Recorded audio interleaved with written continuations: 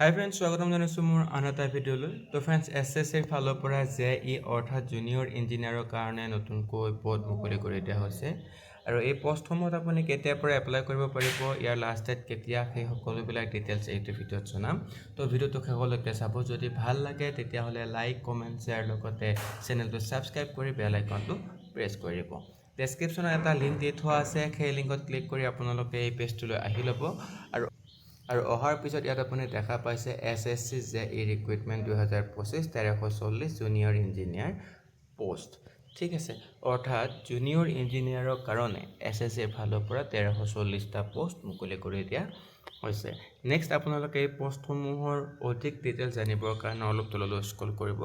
আৰু স্ক্ৰল কৰাৰ পিছত ইয়াত আপোনালোকে পোষ্টসমূহৰ অভাৰভিউ চাব পাৰিব, অৰ্থাৎ ফুল ডিটেইলছ ইয়াত পাই যাব। তো ইয়াত আপুনি চাব পাৰে SSCৰ ফালৰ পৰা যি JEE কাৰণে পোষ্ট মুকলি কৰা হৈছে তাৰ যিটো অৰ্গেনাইজেশ্যন নেম সেয়া হৈছে SSC, অৰ্থাৎ ষ্টাফ চিলেকশ্যন কমিশ্যন, যিটো আপোনালোকে অলৰেডি জানে। নেক্সট এই পোষ্টসমূহত এপ্লাই কৰাৰ যিটো লাষ্ট ডেট সেয়া যদি ক'ব যাওঁ, সেইটো হৈছে আপোনালোকৰ জুলাই মাহৰ 21 তাৰিখ। জুলাই মাহৰ 21 তাৰিখলৈকে আপুনি এই পোষ্টসমূহত এপ্লাই কৰিব পাৰিব। টোটেল ভেকেঞ্চিৰ কথা যদি ক'ব যাওঁ তেতিয়াহ'লে ইয়াত 1340টা পোষ্ট দেখিবলৈ পোৱা গৈছে। নেক্সট এই পোষ্টৰ যিটো নাম সেয়া হৈছে জুনিয়ৰ ইঞ্জিনিয়াৰ, অনলাইন মাধ্যমেৰে এপ্লাই কৰিব লাগিব। লগতে ইয়াৰ যিটো কেটেগৰী সেয়া হৈছে অসম গভৰ্ণমেণ্ট জব। ঠিক আছে, জব লোকেশ্যন সেয়া হৈছে অল ইণ্ডিয়া। নেক্সট আপোনালোকে অলপ তললৈ স্ক্ৰল কৰিব আৰু স্ক্ৰল কৰাৰ পিছত ইয়াত আপুনি দেখা পাইছে পোষ্ট ৱাইজ ভেকেঞ্চি ডিটেইলছ, অৰ্থাৎ ক'ত কিমান পোষ্ট আছে তাৰ বিষয়ে ইয়াত উল্লেখ কৰা হৈছে। আৰু এই পোষ্ট ৱাইজ ভেকেঞ্চিসমূহ তিনিটা ভাগত ভাগ কৰা হৈছে। এটা হৈছে ডিপাৰ্টমেণ্ট, নেক্সট পোষ্ট নেম আৰু আনটো হৈছে নাম্বাৰ অফ পোষ্ট। ঠিক আছে, যিহেতু এই JEEৰ কাৰণে যিমানবিলাক পোষ্ট মুকলি কৰা আছে এই সকলোবিলাক বেলেগ বেলেগ ডিপাৰ্টমেণ্টৰ পৰা মুকলি কৰি দিয়া হৈছে। ঠিক আছে, তো ইয়াত ডিপাৰ্টমেণ্টসমূহৰ যদি নামৰ কথা ক'ব যাওঁ তেতিয়াহ'লে আপুনি ইয়াত চাব পাৰে বৰ্ডাৰ ৰোডছ অৰ্গেনাইজেশ্যন ডিপাৰ্টমেণ্ট, আৰু এইটো অকল মেল কেণ্ডিডেটছৰ কাৰণে মুকলি কৰি দিয়া হৈছে। ছেকেণ্ড যিটো ডিপাৰ্টমেণ্টৰ নাম সেয়া হৈছে ব্ৰহ্মপুত্ৰ ব'ৰ্ড মিনিষ্ট্ৰী অফ জল শক্তি। থাৰ্ড যিটো আছে central water commission. Next central public works department, central water power research station. তো এনেকৈ বিভিন্নকেইটা ডিপাৰ্টমেণ্টৰ পৰা পদসমূহ মুকলি কৰি দিয়া হৈছে। এই ডিপাৰ্টমেণ্টসমূহতে দুই ধৰণৰ পোষ্ট আপোনালোকে দেখিবলৈ পাব। এটা হৈছে JEE, লগতে ব্ৰেকেটত C লিখা আছে, আৰু এই চিটোৱে কি বুজাইছে, চিভিল ইঞ্জিনিয়াৰিং বুজাইছে। ঠিক আছে, তো নেক্সট যিটো পদ মুকলি কৰা হৈছে সেয়া হৈছে JEE ব্ৰেকেটত ENM লিখা হৈছে, অৰ্থাৎ ইলেক্ট্ৰিকেল এণ্ড মেকানিকেল। ঠিক আছে, তো JEE অৰ্থাৎ জুনিয়ৰ ইঞ্জিনিয়াৰৰ কাৰণে দুই ধৰণৰ পোষ্ট মুকলি কৰা হৈছে। এটা হৈছে চিভিল ইঞ্জিনিয়াৰিং আৰু আনটো হৈছে ইলেক্ট্ৰিকেল এণ্ড মেকানিকেল ইঞ্জিনিয়াৰিং। এতিয়ালৈকে কোনটো বিভাগত কিমান পোষ্ট আছে সেইটো উল্লেখ কৰা হোৱা নাই। যেতিয়া উল্লেখ কৰিব তেতিয়া মই আপোনালোকক জনাই দিম।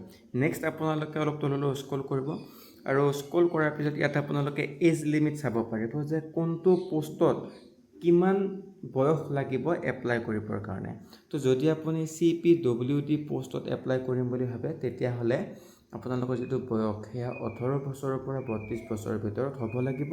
আৰু বাকী যি পোষ্ট আছে সেই পোষ্টসমূহ যদি এপ্লাই কৰিব বিচাৰে তেতিয়াহ'লে আপোনালোকৰ বয়স 18 বছৰৰ পৰা 30 বছৰৰ ভিতৰত হ'ব লাগিব।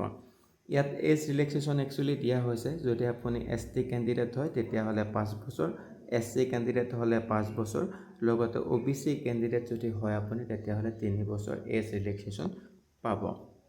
নেক্সট আপুনি অলপ তললৈ স্ক্ৰল কৰিব আৰু স্ক্ৰল কৰাৰ পিছত ইয়াত আপুনি এডুকেশ্যনেল কোৱালিফিকেশ্যন চাব পাৰিব, অৰ্থাৎ কোনটো ডিপাৰ্টমেণ্টত এপ্লাই কৰিবৰ কাৰণে আপোনাৰ কি কি কোৱালিফিকেশ্যন থাকিব লাগিব। তো যদি মই প্ৰথমটো ডিপাৰ্টমেণ্টৰ কথা ক'ব যাওঁ সেয়া হৈছে বৰ্ডাৰ ৰোডছ অৰ্গেনাইজেশ্যন। এই ডিপাৰ্টমেণ্টত দুটা পদ আছে, এটা হৈছে JEE চিভিল ইঞ্জিনিয়াৰিং আৰু আনটো হৈছে JEE electrical and mechanical engineering. ঠিক আছে, তো এই দুইটা পোষ্টতে আপোনালোকৰ বেলেগ বেলেগ কোৱালিফিকেশ্যন বিচৰা হৈছে। যদি মই প্ৰথমটোৰ কথা ক'ব যাওঁ তেতিয়াহ'লে ইয়াত আপোনালোক কি বিচৰা হৈছে, degree in civil engineering or 3 years diploma in civil engineering and 2 years working experience.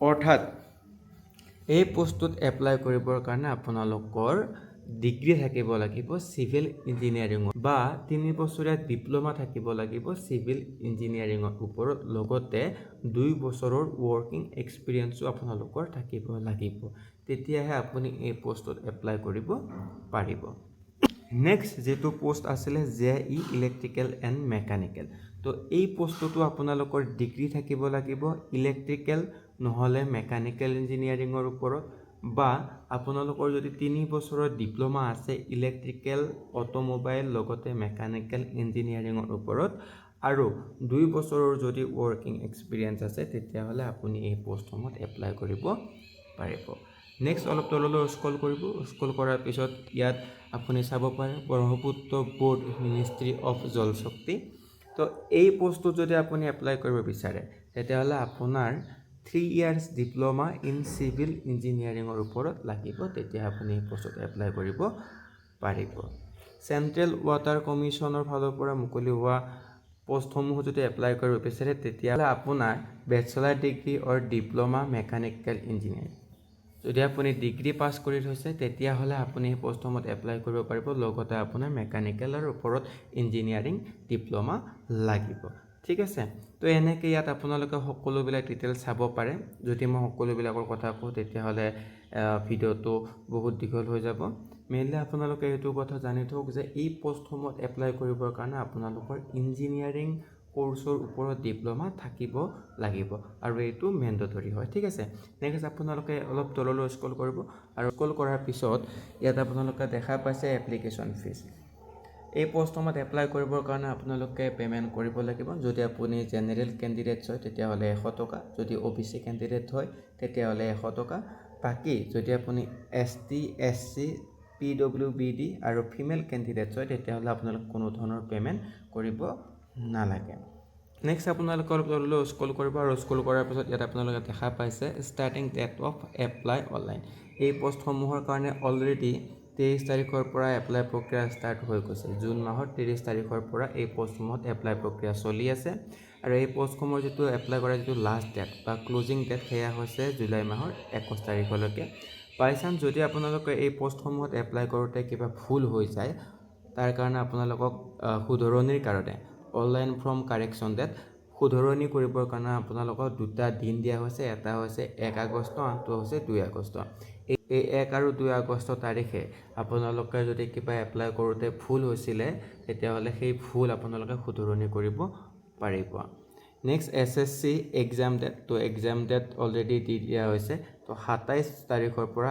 31 তাৰিখৰ ভিতৰত আপোনালোকৰ এক্সাম অনুষ্ঠিত হ'ব তো फ्रेंड्स এইটোৱে আছিল যে ইৰ ফালৰ পৰা মুকলি হোৱা পদসমূহৰ ফুল ডিটেইলছ যদি ভিডিওটো ভাল পাইছে তেতিয়াহলে লাইক কমেন্ট শেয়াৰ লগতে চেনেলটো সাবস্ক্ৰাইব কৰি বেল আইকনটো প্ৰেছ কৰি দিব